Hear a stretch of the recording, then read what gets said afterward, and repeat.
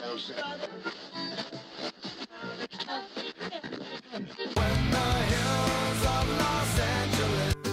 Angeles, I'm and most Hollywood nights. She goes to California, oh, California. What you say about Los Angeles? LA got the people saying.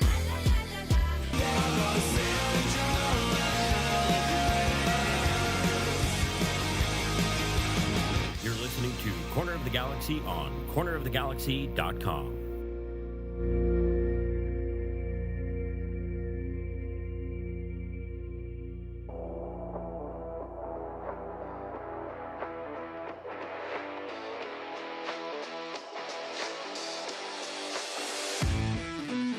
It's time for another episode of Corner of the Galaxy from the Box, the show that gets you behind the scenes of the LA Galaxy and into the minds of soccer reporters and MLS experts. Your hosts for the day are Corner of the Galaxy's Josh Guesman and LA Times soccer reporter Kevin Baxter.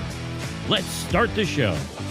Hello, everybody, and welcome to Corner of the Galaxy from the Box on cornerofthegalaxy.com. I'm your host, Josh Guesman, coming to you on a Monday, August 28th. LA Galaxy 3-0 victors over the Chicago Fire on Saturday night, now getting rapidly ready for a trip up to San Jose to take on the Earthquakes for the third such Cali Classico of the year. That means they actually get to play at PayPal Park there as well, so no Stanford Stadium this time. So we're going to get you ready for that game, talk about the game that was on Saturday night, and get you through any other news nuggets that have dropped in that little bit of time that we've had to help me do all that. We're glad to have him back. It's Kevin the Panda Baxter. Kev, how you doing, buddy? Rough day today. Had to go to the DMV and get a new apply for the driver's license renewal. Yeah, and you made it. Did you use the same internet connection you're using now, the 8-bit one with the modems? No, I actually hadn't fed the hamsters. That's why it's a little squirrely here today. No, I actually went over there in person, and the DMV, if you haven't been there lately, is kind of like the cantina scene from Star Wars. You see a lot of people in there that you don't see in the daily, on the street on a daily basis. So that was weird, but I got it done. Everything good. So you mentioned Cali Classico. Mm-hmm. Is this still with the LAFC rivalry and all the other stuff? Is this still a big game? It's an important game. One, I think it's because it's in conference. Two, it's San Jose. I mean, listen.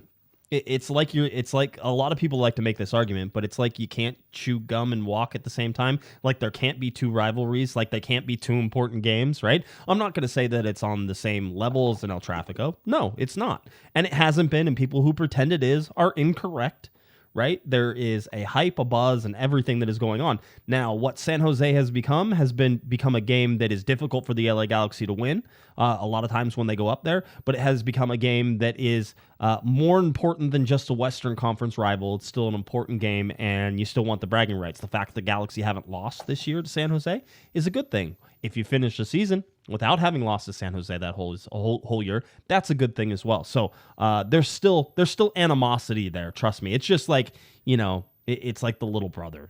San Jose is like the little brother. It's like, okay, it's important, but it's not the end of the world anymore. So when San Diego enters the league, do we have a sort of California rivalry? Is there? I think you talked about this earlier. Is there going to be some sort of cup, or should there be some sort of? Yeah, there should be. There should be some sort of like California Cup, right? Because you're going to have how many teams? Let's see, you're going to have San Jose, you're going to have LAFC, you're going to have the LA Galaxy, you're going to have San Diego. Is that it? There's more, right? Who else am I missing? I feel like there's only 4. Okay, there's 4. There's only 4. That's okay. But you could throw Orange County and Republic and Oakland Roots in there if you wanted. I mean, yeah, you can, but you're not going to.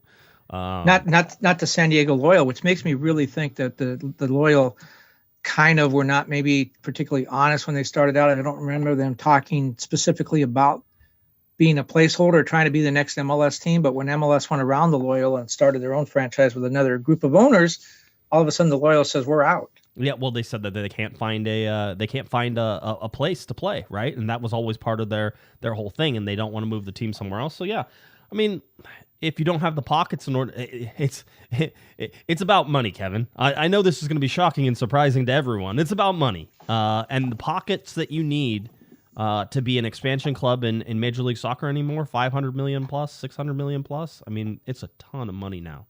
especially with Messi in the league now and everything else that is going on. There's a lot of TV money involved. There's a lot of just straight up cash involved just getting into that market. I think San Diego is going to be a great market for soccer. But yeah, it's disappointing because I think the San Diego Loyal have such a no pun intended, loyal fan base, right? They've really developed a really good niche down in San Diego. And because of that, you'd like to see them be that MLS team. They're not going to be, and I don't think their owners are like, I don't think Landon has $500 million in order to play that game, and I don't think the other owner who was there, has that kind of money either. And so I think they were hoping they were going to attract some quality investors there, and it didn't happen. Look at Sacramento. Well, Sacramento was on the verge of being an MLS expansion franchise, and their money went away. It's all about money. Big surprise. Well, and you talk about the expansion fee. San Diego record $500 million. That's why we're not going to see promotion relegation in MLS anytime soon. You're not going to pay $500 million to go into a league knowing the first season out, many teams struggle. You could be relegated for your second season and wind up playing in a high school stadium in Oklahoma in the USL Championship. So you're not going to have promotion relegation as long as there is that huge disparity between the facilities and the expansion fees and all that. And then when you talk about San Diego, it is a really good soccer market. But when the MLS team comes, they'll have an MLS team. They'll have one of the best NWSL teams with star power, Naomi Girma and Alex Morgan and all those people down there. And then, there are a ton of San Diego people that go across the border and are Xolos supporters. Yeah. So, and the city is not that big, compared to say LA. So it can't support 4 teams. So the Loyal was unfortunately the odd person out. Yeah, it's always interesting on that. Again, it just comes down to money. Guess what? You talk about promotion and relegation. You're never going to see promotion and relegation in Major League Soccer, at least not in my lifetime. Not going to happen. And I still plan on living at least another 40 years. It's not happening. It will 40, not. that would not barely get you to 80. I know. I'd be 82. That's okay. I think that's so. You're going to cash it in at 82? Hey, man, I'm just anything over 80 is a blessing. That's all I'm saying, right? So, but it's not going to happen. So, yeah, I think MLS eventually has to stop growing, which is probably fine because they have some problem teams. I mean, quite honestly, Colorado is a problem team, right? You have some of the original teams that aren't spending money. Remember, they created a whole separate section of Major League Soccer at the league office to sort of help these quote unquote struggling teams. And some of those original teams, maybe New York Red Bulls, although there's some interesting names being linked with Red Bull and including Anton Guesman, right? So that's there. We'll see. There's just all this stuff there's fluid. I just think you're going to see a lot of money being spent in the next 3 or 4 years. When Messi came in, they brought a lot of money. There's going to be a lot of money. There's going to be a lot of sort of attacking of players from outside. You have the Saudi league trying to pull in a lot of players too. MLS is going to have to respond to that in some way. They're going to do it the MLS way, which I think is going to be sustainable and smart. But there's a lot of clubs who are ready to spend some big money on big players. So I think that's coming. I think the Galaxy are one of them, quite honestly. And I know you didn't want to get off on this discussion, but you keep giving me like really interesting conversation points. The Saudi League is a good example. MLS cannot afford to participate in that escalating salary war, and I hope they don't. And it would destroy the league. Nobody can though, Kevin. That's the whole thing. Nobody can. Yeah. Which is and Saudi can. They can do it. They have this so they have the money to be sustainable in that if they want to do that for a while. They can outspend everybody. So let them do their thing and let it do whatever it's going to do. Yes. Continue. But the MLS argument is the exact one that Messi's wife made. That's a lot of money. They offered him $1.6 billion allegedly over 3 years. And she said, I don't want to live in Saudi Arabia. And, Leo Messi doesn't really have to chase every nickel. So they were able to come here. And I think that's the MLS argument, because we're not going to be talking about up and coming players. We're going to be talking about the Ronaldos and the Messis and the Mbappes. And, the argument that MLS would make if they get into a bidding war with those teams is, hey, take the Saudi money if that's what you want. You got to live in Saudi Arabia. Good luck. Have fun. I'm sure your wife will love it. And your daughter and, your mother and everyone else, or come to the United States, come to LA, we go to the beach, and, hobnob with Tom Cruise if you'd like to do that.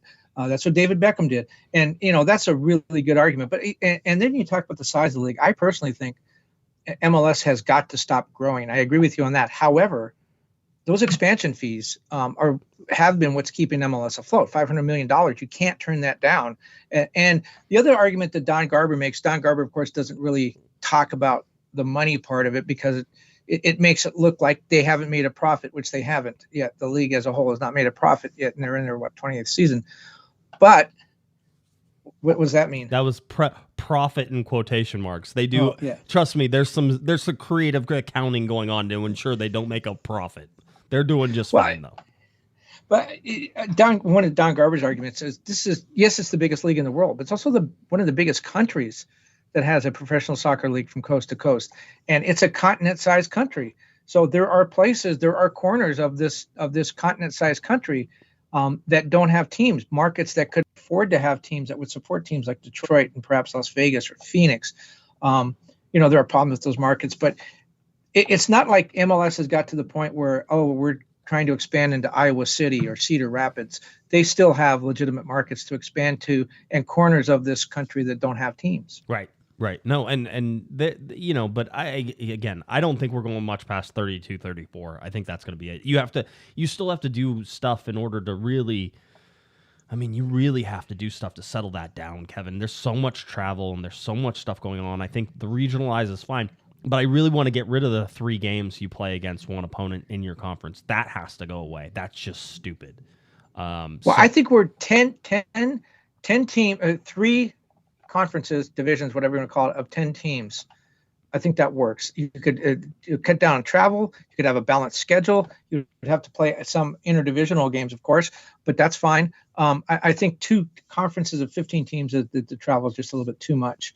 The scheduling gets to be a little bad, and it, I guess, would wind up being balanced. But I like the idea of three divisions of 10 teams. Yeah. And then you have the 3 champions and maybe 2 wild cards from each, and then you get your playoff bracket works. The playoffs have to be squeezed too. There's too many playoff games. We'll get there anyway. It's just interesting. I noticed you had your Spain shirt on, and I was wondering if you were also on a hunger strike. No, I am not hunger striking. I am totally Jenny Contigo. I'm on her side. By the way, if you're looking at what Luis Rubiales did when he grabbed Jenny Hermosa on both sides of her head and pulled her in for a lip-on-lip kiss, which now Spanish authorities are beginning to investigate whether they should charge him with sex crimes. The rest of that award ceremony, he lifted players up. He grabbed them. One woman he threw over his shoulder. This guy's got to go. And Spain should be celebrating its first Women's World Championship in its 3rd World Cup. This should be a celebratory moment, and instead we have over 80 players on the Spanish national team and some men's national team players saying they will never play for Spain again as long as Rubiales is part of the federation. So this is a really dark moment. Gotta love guys just exposing themselves like that in terms of like, I guess you didn't know I was an idiot and a sexist pig. I guess you didn't know, but now you know, so that's good. $5 super chat from Tim. He says, is Jalen Neal still nursing his growing injury? That's the Greg Vanny groin injury. He can't say groin, he says growing. He says, go G's. Thanks, Josh. Yes, he is. Greg Vanny talked about that again today. Basically, and I'll sort of we've touched on this before.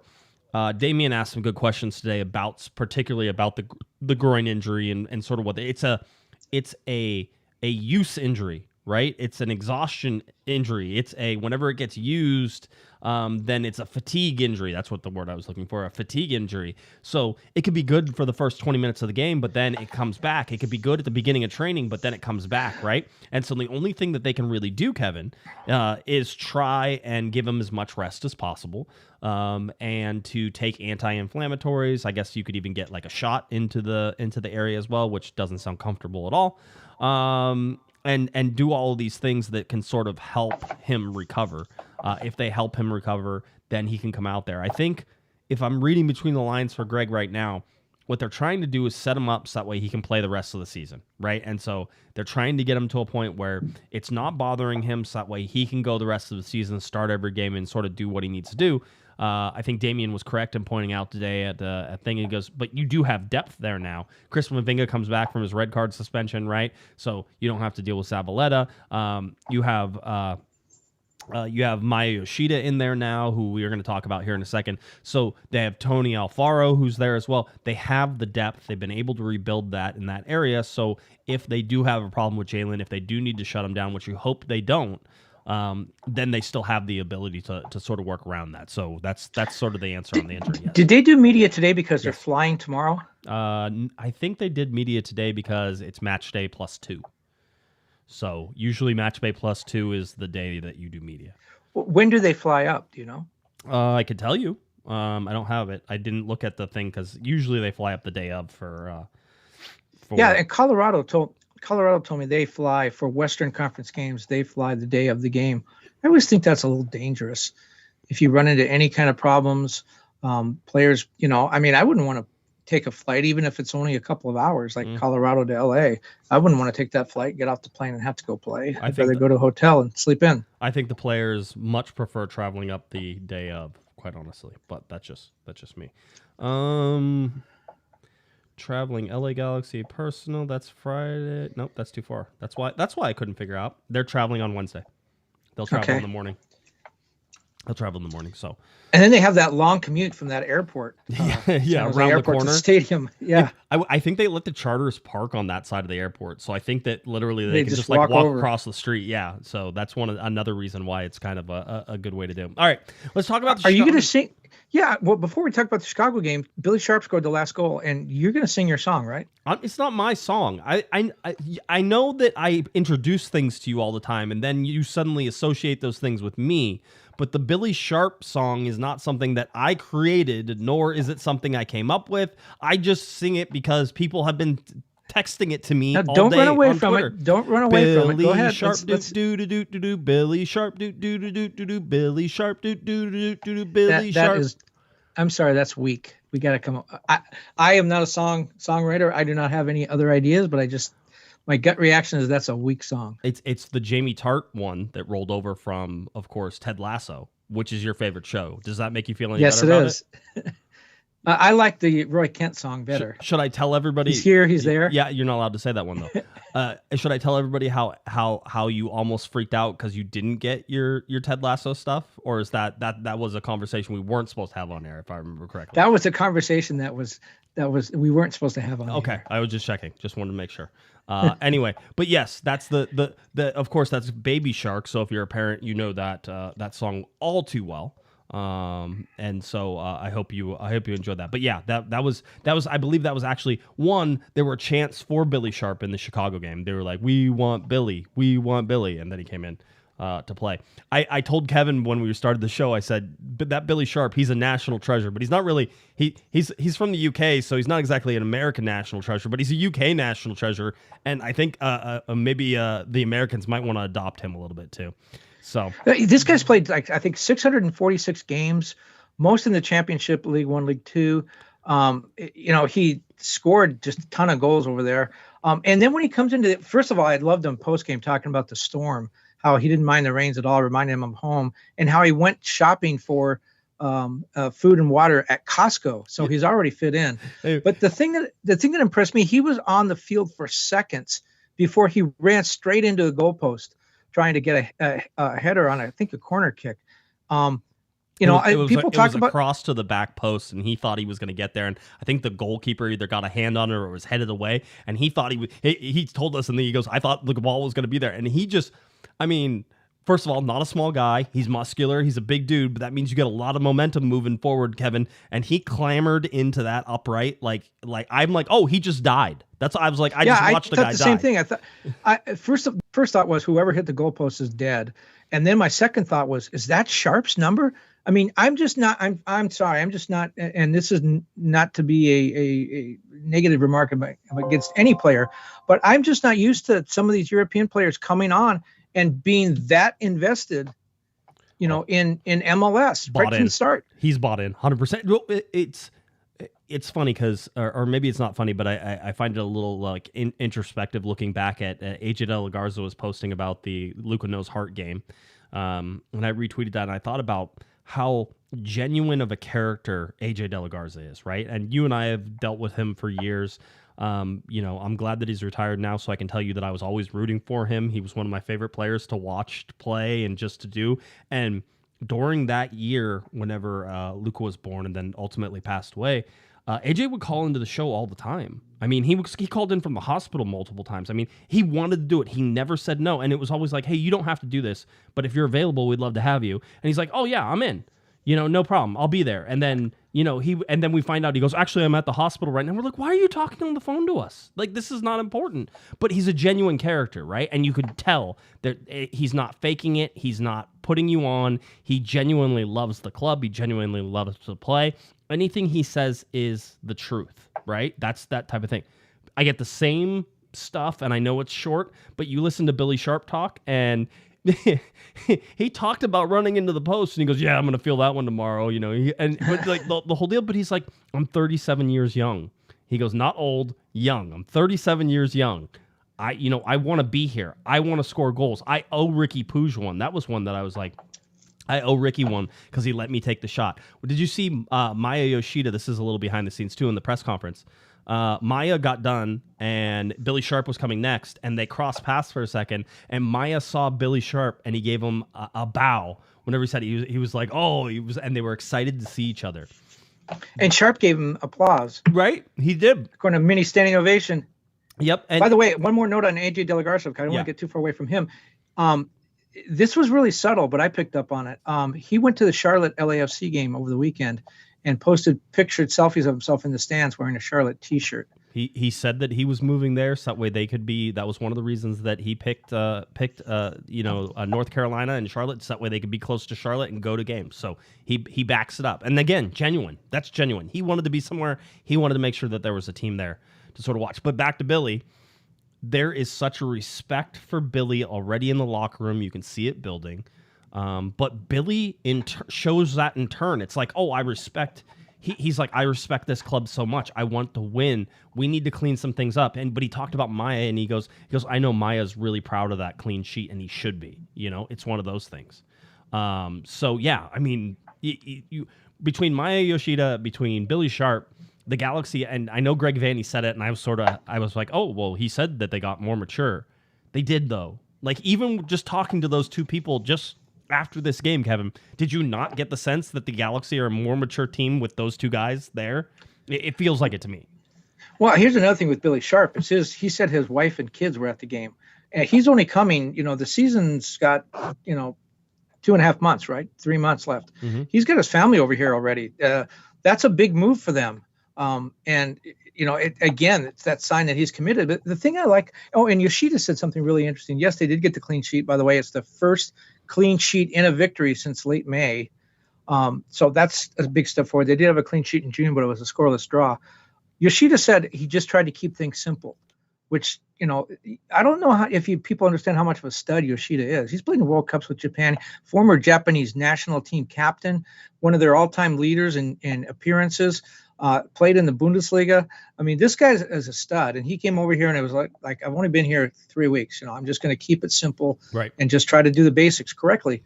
I almost got an assist on that first goal. Was originally credited with an assist, which it didn't deserve, and it was taken away.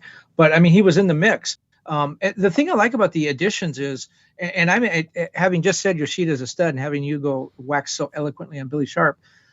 And then Cerrillo might have played the best game of all three, and we didn't even get Fagundez on the field. We'll talk about that later. But I see these as pieces, additions that are important, but not like Riqui Puig. They're not going to change the way the team plays. This guy's not going to light up and score a ton of goals. I mean, maybe Sharp is going to score some goals, but I don't see these additions as being additions that totally remake the team like Messi in Inter Miami. Right. I see these as additions that add to what's already there. They're important pieces. They fill some holes, but they don't change the whole chemistry and culture of the franchise like Messi did. Right. Sophie, by the way, is in the chat room. She says, meat pie sausage roll. Come on, Billy, give us a goal. Right. So that's good. I'll take that one. I like that one. That's too English. What you stop sucking up to English. I love Sophie too, but she lives here for a reason. Okay, just I'm telling you, love you, Soph. So what's the reason? What's the reason? Because the weather's a lot better than the UK. That's why. Lasso's Optimism chimes in, $10 super chat. Hi, Josh. Hi, Kevin. Saturday's game was entertaining for sure. Plenty of the expected rust and growing pains. Seems like our main guns were actually a legitimate threat. What do you guys think? I mean, let's talk about it a little bit. Let's look at the lineups, and then we'll get to it. And then Raphael gave us a $5 super chat. So that's what's going on with Efra, and I would love to tell you, except that dude ain't on the team sheet, so I can't. Yeah, I don't know. Good question. He not there. That's the real answer. Getting paid $800,000 and not on the team sheet. I did not hear that he's injured. Greg Vanny today said that he thinks the team is very healthy and did not mention Efrain Alvarez. They're very healthy outside of and he made this clarification, outside of the three season-ending injuries, but otherwise they're fairly well back in it. Let's go to the starting lineup for this game. Jonathan Bond in goal. It was Caligari on the right. Zavaleta starting, probably for the fact that Neal wasn't available, that Chris Mavinga was suspended with his red card suspension, right? So that's why he wasn't there. Maya Yoshida gets his first start. Raheem Edwards on the left-hand side. Edwards had a mixed bag. We'll talk about him. Uri Rosell in there. Edwin Cerrillo. Then you had Douglas Costa, Riqui Puig, Tyler Boyd, and then up top, Dejan Joveljic. I said before the game, Dejan Joveljic is auditioning to stay on the LA Galaxy because, quite honestly, if he doesn't start scoring goals, I don't see him long-term staying with the LA Galaxy, or at least not long-term starting with the LA Galaxy, right? So we can talk about a little bit about him as well. When you looked at it, Kevin, the big deal here is that after you talk about that starting lineup, you go to the bench. And for the first time in a very long time, the LA Galaxy had real depth on that bench, right? Julian Aude, Tony Alfaro, Mitrovic is on there, right? Now, Mitrovic is interesting. I didn't hear anything about any injuries to Jonathan Klinsmann. Could that relationship be coming to an end here pretty quickly for the LA Galaxy? Because as far as I'm concerned, that is a coach's decision on Mitrovic. Getting the bench over Jonathan Klinsmann. And Mitrovic had an outstanding Leagues Cup, so I wouldn't be surprised if he's next in line. In fact, if I'm Jonathan Bond, I might be a little worried about Mitrovic. The Galaxy have to decide whether or not they can keep him because he's on loan, so trying to keep Mitrovic, trying to keep Caligari also on loan, right? Those are two guys to watch in the offseason. Mark Delgado, coming off of injury, he's on the bench. Kelvin Leerdam, Michael Barrios, Diego Fagundez, wearing number 14 apparently according to this, Billy Sharp, and then Daniel Aguirre. There's depth here. There were game changers here. There were things that you could have done to Chicago that Chicago had no answer for, and I think the Galaxy did those pretty well. Now, in the whole term or the whole scheme of things, Kevin, we have to talk about the fact that in the 27th minute, there was a red card. By the way, should have been a straight red. I would have been fine with that. So should have been a straight red, or the fact it was a second yellow is fine as well, but the LA Galaxy go up, and then they score on the resulting set piece from that. The Galaxy have struggled, and Greg Vanny mentioned it today in training. The Galaxy have struggled, Kevin, and quite honestly, taking care of business whenever they're given sort of these gifts, right? You go down, in the 27th minute, you're going to play up a man for the rest of the game. Can you take advantage of it? And what do the LA Galaxy do? But they score on that resulting free kick. So now it's 1-0, and you have 10 men. You're like, good. They probably should have scored another goal before halftime, but they get that second goal from Riqui Puig and Douglas Costa, right? And then Billy Sharp puts in the penalty kick that Daniel Aguirre drew late in the game when Chicago was tired and they had already run them into the ground pretty well. They took care of business, Kevin. And quite honestly, this LA Galaxy team has struggled to do that. So Greg Vanny called it a professional win, the fact that they hadn't played in almost 4 weeks, right? 28 days since the last time they played, and that they were able to go out there, handle business, do what they needed to do. Yes, the red card changes the game, and Maya Yoshida mentioned it. The bunch of guys mentioned it. Hey, the red card helps us out, but then we took care of business. Professional win for the LA Galaxy, and that's not something that we have seen a lot of this season. Well, you talked a lot on Saturday. You kept saying over and over again, it's against 10 men. It's against 10 men. Calm down. It's against 10 men. Yeah, that's true. But still, as you mentioned, the Galaxy took care of things. Even before the red card, the first 27 minutes, I thought they were definitely controlling the game. They came out looking like a team that hadn't played in a month, in that they had a lot of energy. They were all over Chicago from the start. And the possession, as you see, they had the ball about an hour of the 90 minutes. Right. They outshot Chicago by a wide margin, shots on goal by a wide margin. I just thought that they looked really good. They came out very aggressive, and yes, they had some opportunities that they didn't necessarily take care of. But I thought, all in all, I thought there was way more positives than there were negatives in this game. And you also mentioned earlier on social media you thought Diego Costa was the best player of the game. I totally agree with that. Not that guy. Try the other guy, not Diego Costa. Douglas Costa. Diego. Diego would have been just as good. No, I think Douglas Costa was. Well, I thought he would. It was his cross or his free kick into the box. It set up the first goal. He had an assist on the second goal. I thought he had a great game, and I started wondering.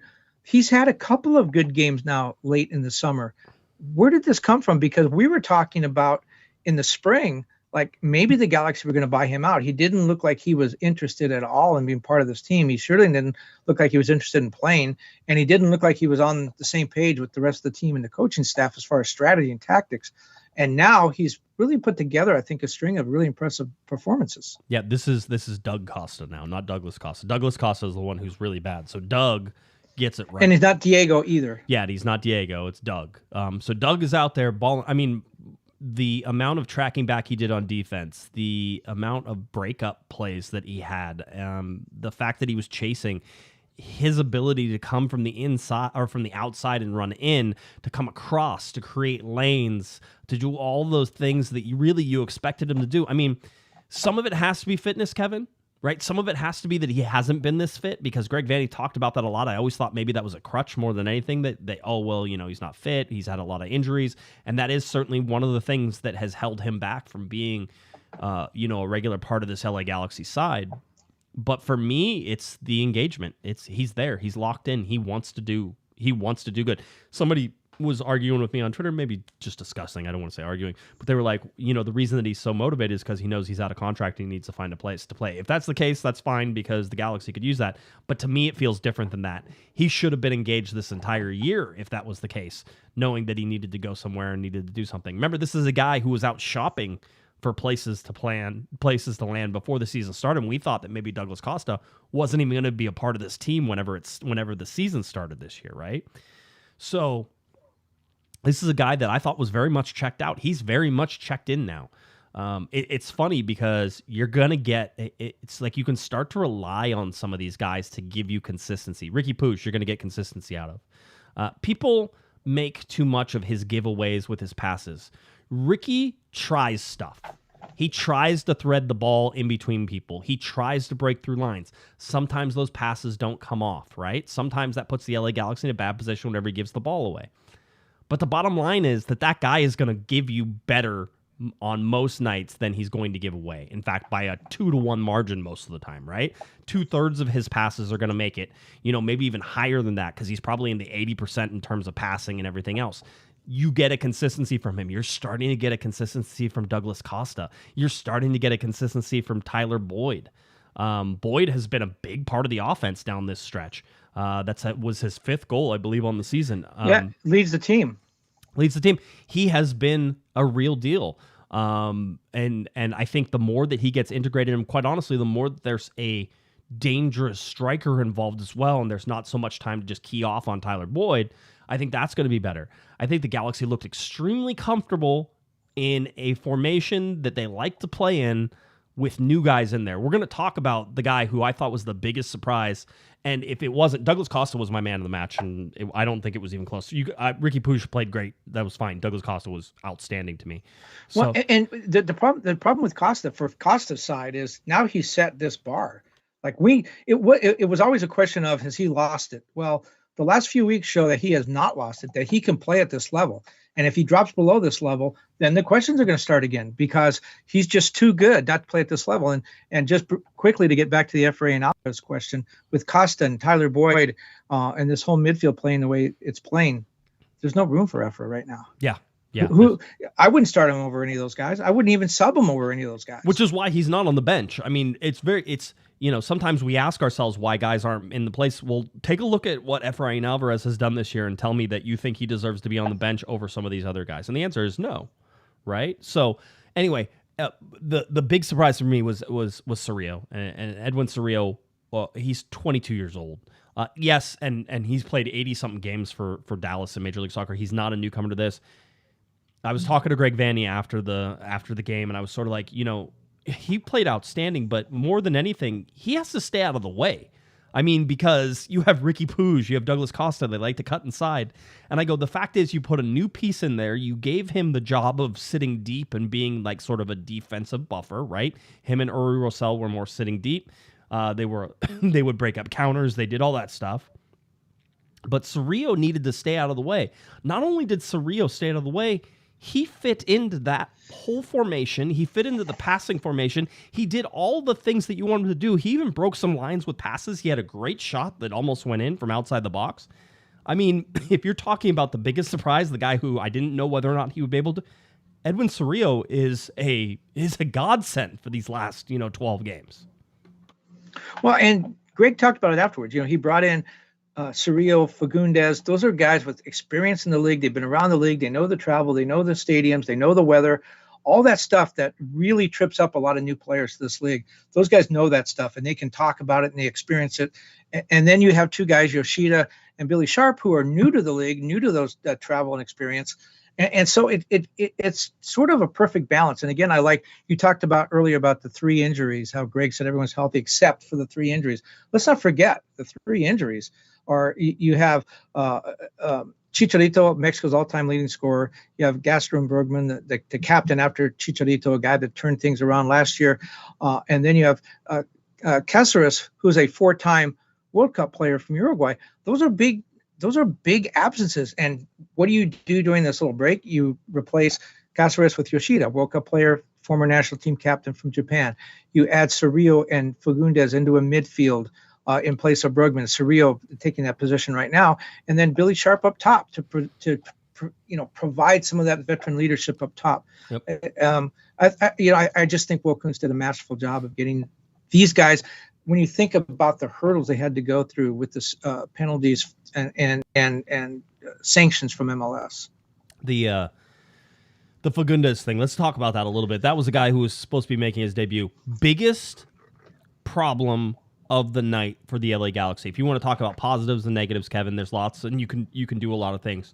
The fact that the LA Galaxy fumbled the lineup, fumbled the changing of numbers, and Greg Vanney added clarification to it today. Basically, there has to be a registration coming from Major League Soccer and from the LA Galaxy in order to change those numbers whenever it happens.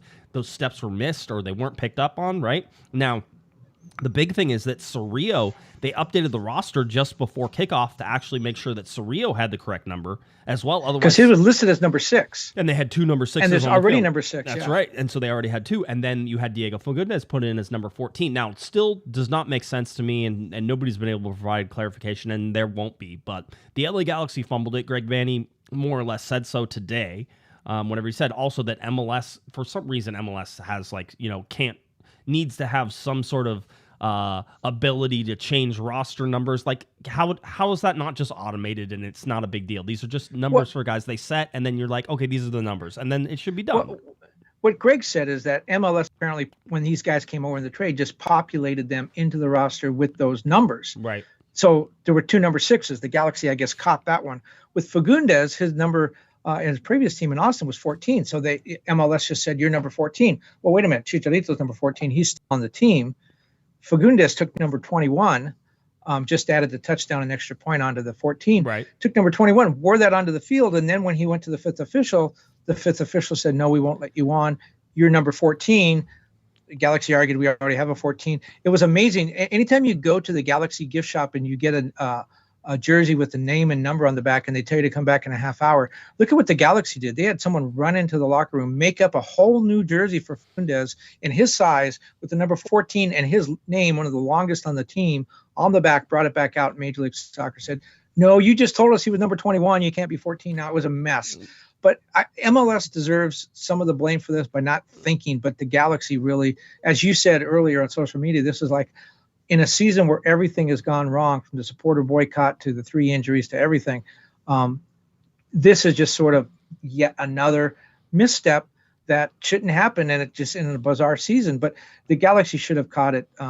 This was a huge error, and the fact they won the game, you can kind of laugh about it. But if they had lost or even had had a draw when Fagundez could have made a difference, that would have been a huge mistake. Imagine Fagundez, though. Imagine how ticked off you should be, and rightfully so, by the way. And Greg said that he apologized to him. Everybody else got to make their debut except for him. He didn't get to come off the bench, right? And this is a guy you absolutely 100% would have loved to have some minutes under his belt before he goes up to San Jose, right?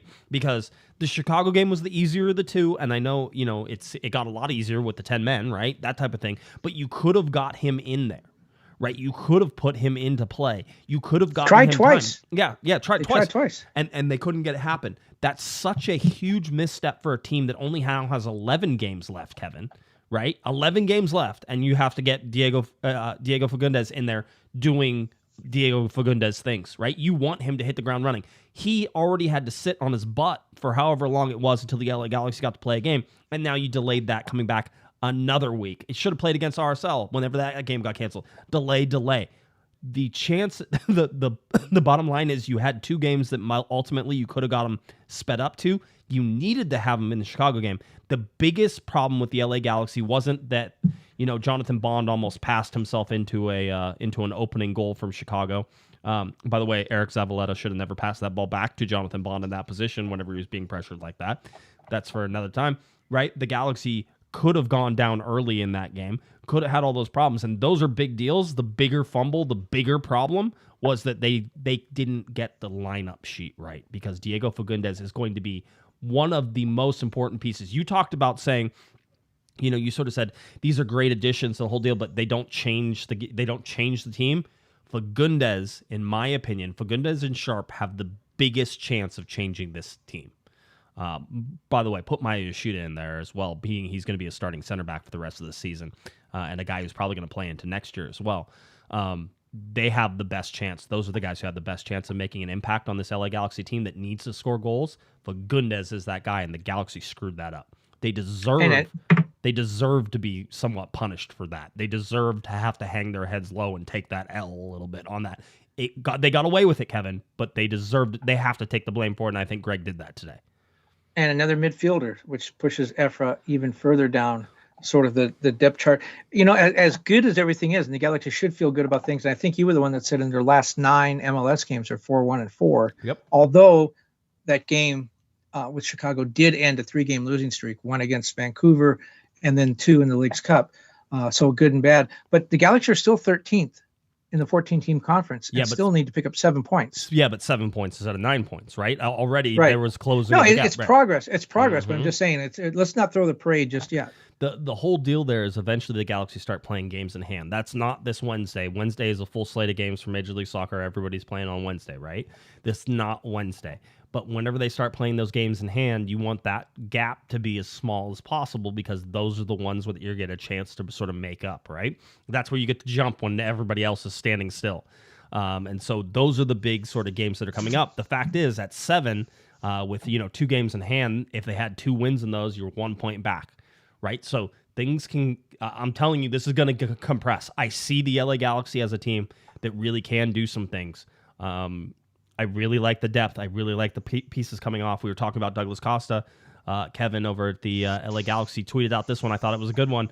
With his assist against Chicago on August 26th, Douglas Costa ranks first in MLS this season with .90 assists per 90 minutes played, minimum of 650 minutes. Next closest player is Carlos Gil at .63. Costa has tallied 7 assists in his last 7 starts dating back to June 11th. That's why he was put on the bench for the team of the week. He should have been part of that lineup. Riqui Puig maybe a little aggrieved there, Kevin, of not making the team of the week at all, but he continues to be outstanding as well. So I don't think there's overall all positives sort of come out from this win over Chicago. I think the Galaxy will take it, but there's a lot to do still with San Jose. I mean, this is one of those. San Jose.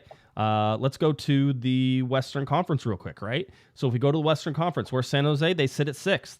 You need to take points away from San Jose. You need to make sure they don't get 3 points. You need to make sure the minimum you get is a point, and it keeps you moving. But really, for a team that only has 1 win on the road so far, 1-6-5 on the road, you need to look at a W in San Jose, and they may be right for the picking just in terms of they're sort of wishy-washy in form. Better at home than they are on the road, but I think the Galaxy actually pose a pretty formidable challenge to them. We'll talk a little bit about that. But this is interesting, Kevin. This team, yes, they're 13th out of 14. You're absolutely right. That's where they are. As Sasha Kleshin says, the table tells you where you're at, right?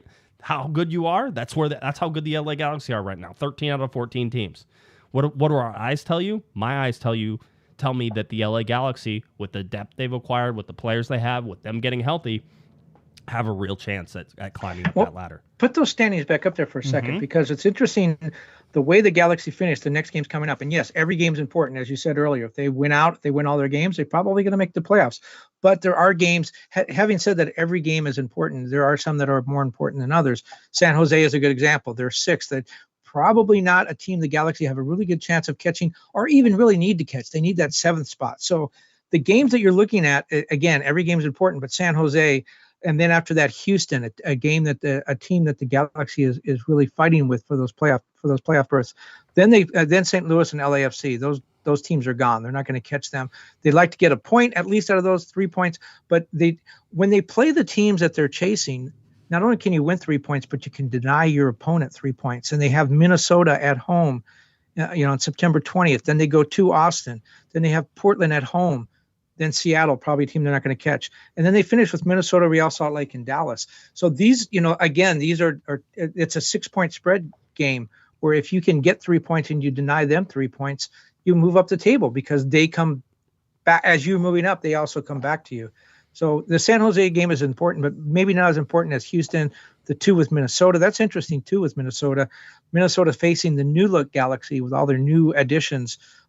That's really bad for Minnesota. If they would have played them earlier in their season, it would have been an easier game for Minnesota. And then finishing with Dallas. I mean, it's going to come down to the Galaxy, playing a team from Texas at home with a playoff berth on the line. Seems to end that way every year. Yeah, it does. By the way, Lex gave us a $5 super chat saying, assuming Fagundez starts, where does he slot in? Would Douglas move to a central attacking midfield role with Riqui and Cerrillo, Delgado as the CMs? Because that sounds filthy. It is, and I do expect that that's sort of where it happens. I think Douglas slots inside, which he's comfortable doing.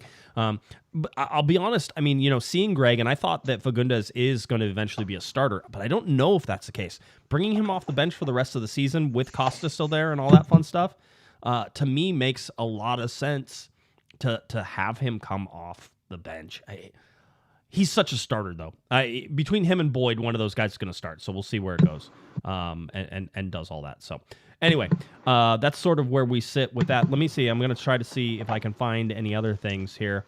Designated player minutes, 52. And that's why Costa has that great percentage for assists per minute, because he didn't play a lot at the beginning of the season. Yeah, he started 8 games. He's played 12 games so far. The Galaxy are at 23 games played so far. So missed more than half the games so far. Yeah, I think right about half, right at 50%. He's at 27.6% of the total minutes available as well. So yeah, not great from Doug. That was Douglas though. Doug can play. He's fine. I'm watching this. We always talk about the point percentage, right? And I always say that whenever you get a point or better, right? So a draw or better. This has slowly been climbing, the 56.5%. It's not a really good stat. For some reason, I'm just obsessed with it. I watch it. I look at some of the other years where they won MLS Cups when they were good, and you start getting into the 60s and the 70s whenever you have a team that actually is pretty good. So keep an eye on that. I'll tell you, Kevin, the LA Galaxy should just try to score 3 goals every game, because that certainly helps out on a lot of things. It helps out their home points whenever they win at home. Now 17 points or 1.55 points per game when we go on the road, which is what the LA Galaxy will be doing on Wednesday. 0.67 points per game.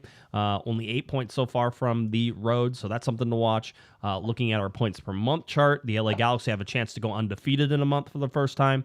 That, of course, would be winning the 2 games that they had. Undefeated in June. Undefeated in June. In June? Oh, they were. Let's say they could go. How about they win every game they play in a month? There we go. Okay. Win out in August. That would help them out tremendously as well. So that's something to watch.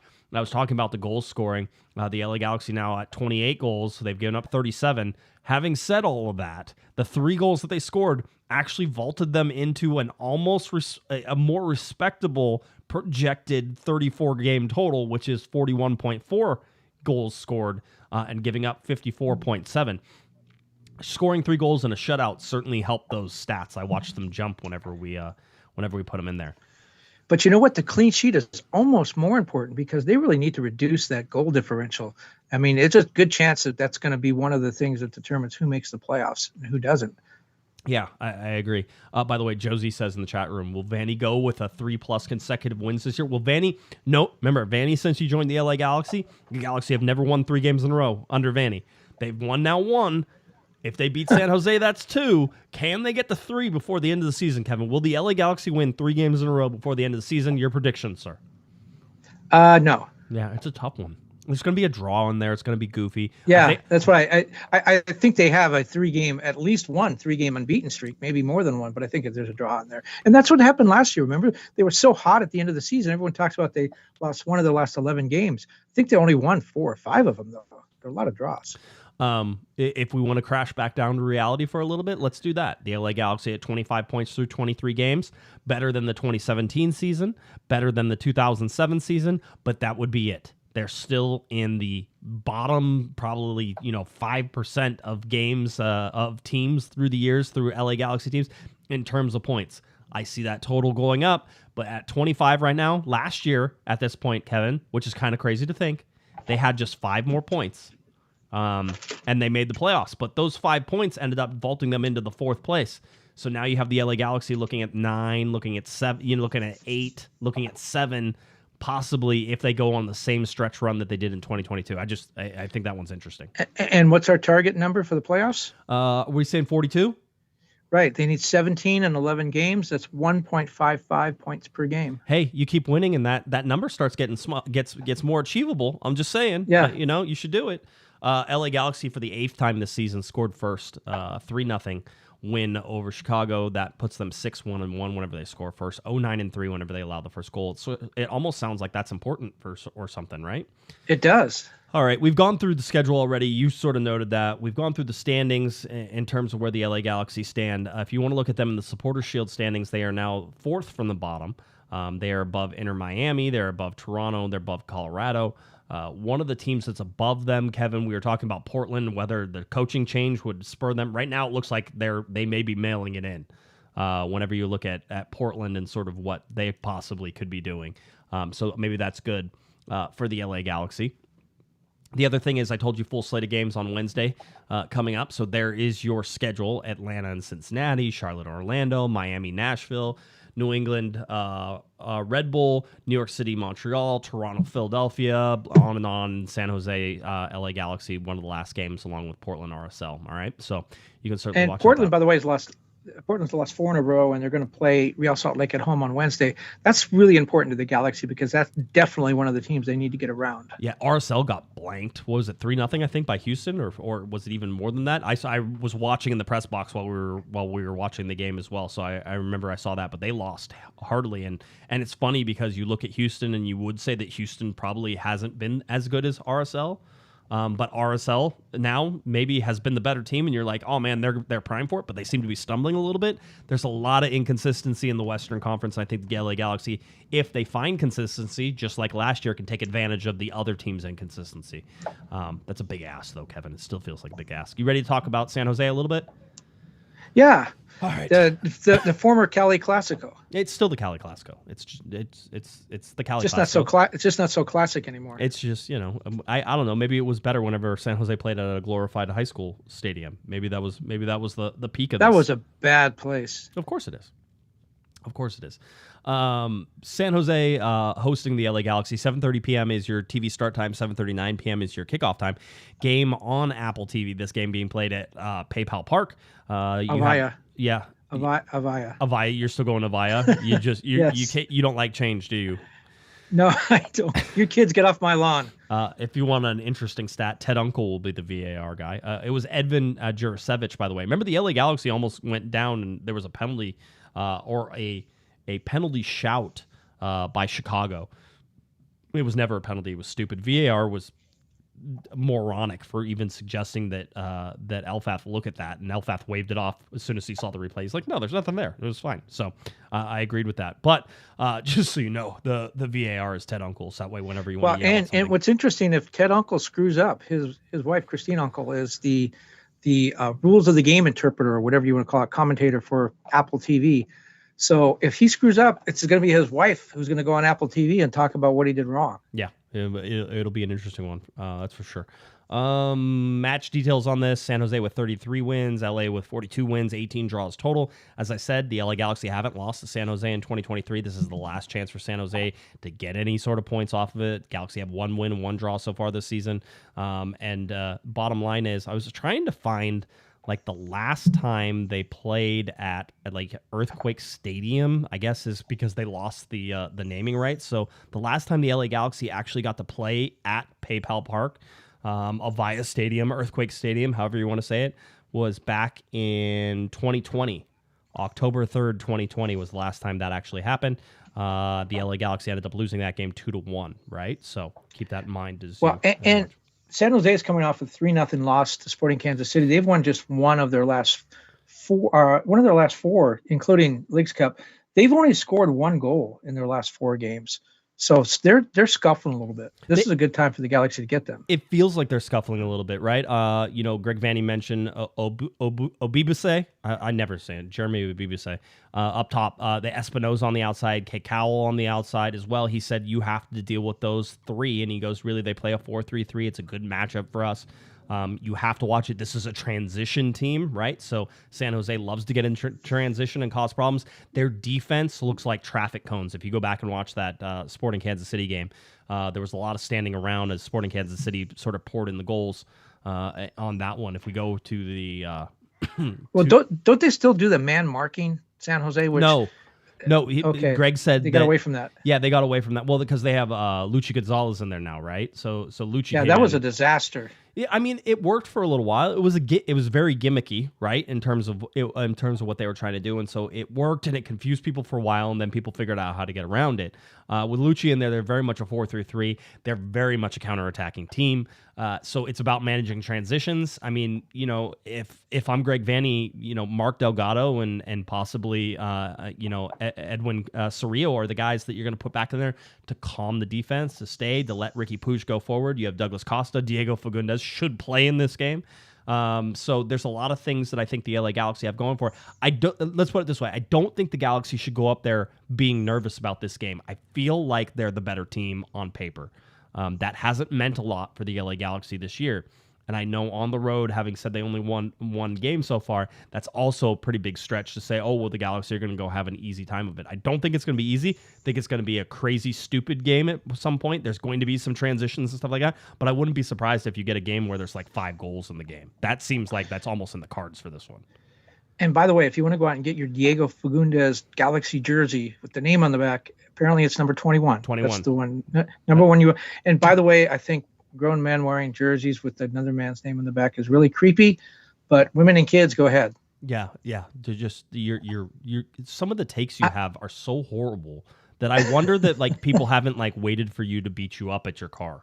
Like it feels like that. It feels like you're the guy who comes in and you're like, well, my ice cream was only, was only 32 degrees and I expected it to be 28 degrees. And it was like, really? I am the most cooperative guy at Starbucks. I don't do that water 180 degrees. I'm so cooperative. But go ahead and tell me why you think it's not creepy for a 50-year-old guy to be wearing a 20-year-old guy's name on the back of his shirt. Who cares? Have fun. Stop worrying about it. I'm gonna start. Yeah, if your wife told me that your middle name was Karen, I would believe her. You're definitely in that zone. It's like, oh hey, I can't believe you eat sushi with chopsticks. How dare you? How about you just do what you do? When I eat sushi, I do it with chopsticks. Oh well, how dare you use little pieces of wood to eat your food? It's ridiculous. People are allowed to wear jerseys, whatever. They feel connected to a team. They feel connected to a player in many ways. And people in this chat room right there. By the way, does that shirt have a name on the back of it? You wouldn't.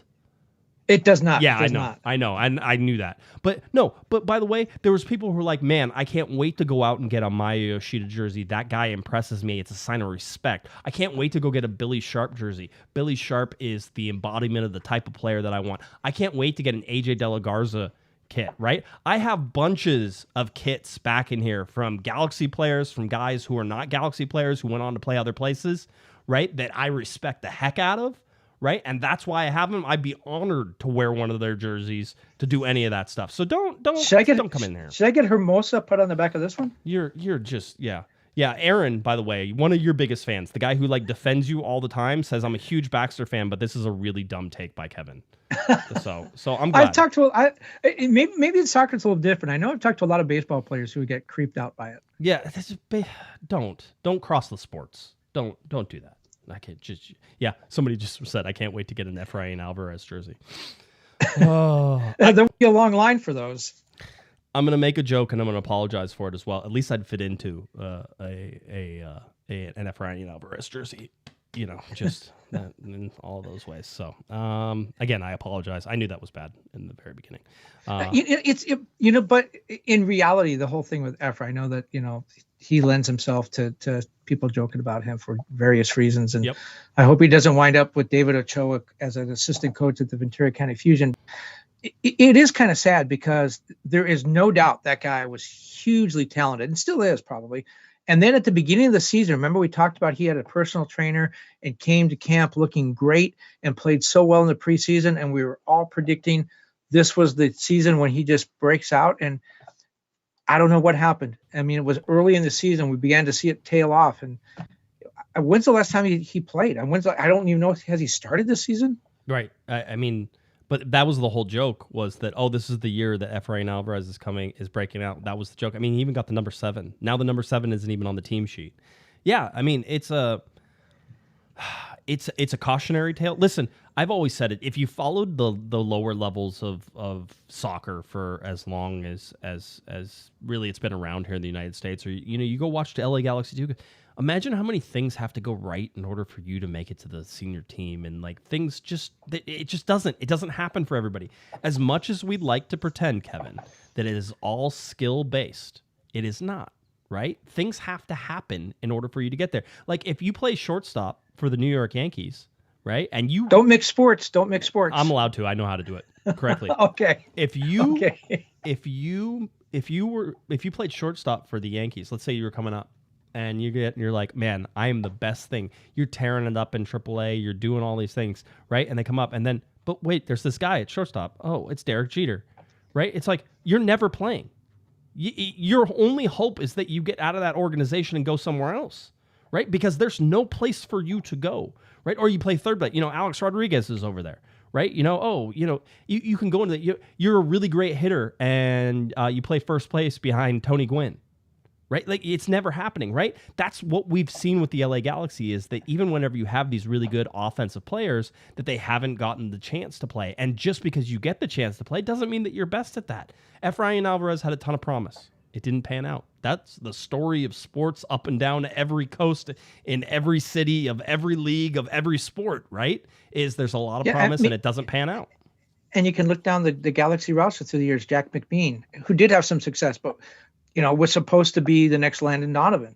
That really didn't happen. I guess the one exception to that rule would be Araujo. Julian Araujo did play very well as a young player and did carve out his own niche and did find a position and did get on the field.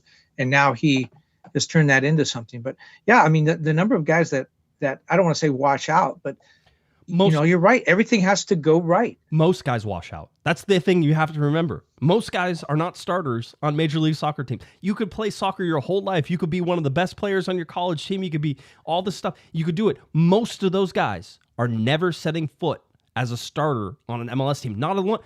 Getting in, I mean, we can make fun of guys like Ethan Zubak and all those type of things. That dude's out there. He's playing. He's on a roster. He's there, right? Nick DePew, he's there. They've made it to these points. If you're dressing for games, you're doing a huge thing, right? So understand and have some respect for the journey, because the journey ends outside of people's control more often than not, right? Injuries, contracts don't get picked up. Greg Vanny was talking about Adam Saldana, and he said, it's tricky for Adam. His contract is up. We'll see what the future holds. But Adam Saldana may not be an LA Galaxy player anymore, which means that maybe he'll go somewhere else. But does that mean he's going to another MLS team, Kevin? I don't know. Maybe it's a USL team. Maybe he never plays MLS again. And you do see a lot of guys wind up in the USL Championship, which is why it's important to have that league here. But Greg said something interesting about Saldana when he said, we're going to have a talk at the end of the season to see whether he fits with us. He's a young player who needs minutes somewhere. And I really appreciate Greg taking the player side into that as well. It's like, yeah, he's a really good guy. We'd love to, I'm extrapolating now, but yeah, he's a really good guy. We'd love to have him back, but that's not in his best interest. He needs to go somewhere to play. Yep. All right, we got to end this because my DoorDash Why? dinner is coming. I just got the notification. What'd you get? I got halal guys. I like that. That's some good. I got some a chicken and I think some lamb platter or something like that. I don't know. But you know what's really good about that is you're not going to spill the drink all over the car seat, the seat of your car. Like you might spill it in the kitchen, but you're not going to spill it in the car. That is correct, sir. That is correct. All right. Anything else? San Jose game. I mean, this is a big one for the LA Galaxy. I'm actually really excited to see how they trot it out. And I think if you're an LA Galaxy fan, you should feel confident going into this game, which is not something you've been able to say a lot this year, but still some rust, still some things to shake off.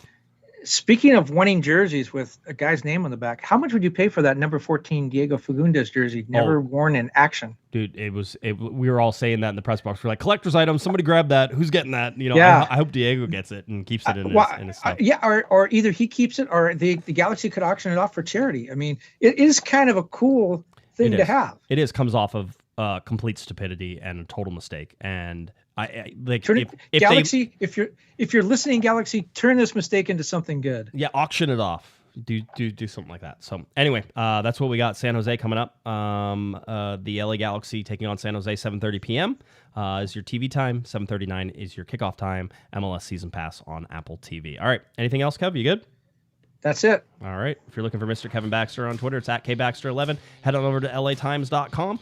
Please check him out there. All of his soccer writing, all that fun stuff. LATimes.com at kbaxter11. If you're looking for me on Twitter, it's at Guesman, at Galaxy Podcast, at Galaxy Podcast on Threads. All that fun stuff. Facebook, Corner of the Galaxy on YouTube. Make sure you like, subscribe, do all that fun stuff as well. We hope you guys have a wonderful week. Hey, we're back live. It actually worked. That's always nice. So thanks for hanging in there with us as we got through all that. YouTube was playing nice today. LA Galaxy San Jose coming up on Wednesday night. We'll have coverage on Twitter at Galaxy Podcast. We'll see you there. All right. For Mr. Kevin the Panda Baxter, I'm Josh Patrick Guesman. You've been listening. You've been watching to Corner of the Galaxy from the box on cornerofthegalaxy.com. Have a great one, everybody. You've been listening to the Corner of the Galaxy podcast on cornerofthegalaxy.com. You can follow the show on Twitter and Instagram at Galaxy Podcast. And be sure to check out and subscribe to iTunes, Stitcher, and Facebook by searching for Corner of the Galaxy. Fans, we thank you for listening, and we ask that you be kind and courteous to your neighbors as you leave the podcast. We thank you for joining us and look forward to seeing you again. Until then, I'm Michael Araujo, and on behalf of the entire Corner of the Galaxy crew, goodbye, everybody.